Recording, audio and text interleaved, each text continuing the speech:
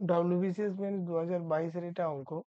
যদি এই অঙ্কটা ওয়ান অফ দি ইজিয়েস্ট অঙ্ক।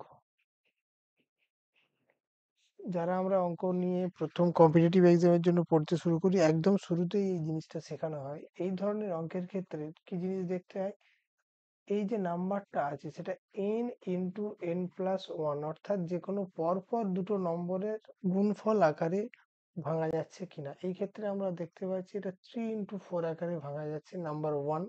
নাম্বার টু হচ্ছে এই সাইনটা কি আছে, এখানে আছে প্লাস। এই ধরনের কোশ্চেনের ডাইরেক্ট উত্তর হয়ে যায়, যদি প্লাস থাকে বড় সংখ্যাটা, মাইনাস থাকলে ছোট সংখ্যাটা। অর্থাৎ যদি এটা এই রকম থাকতো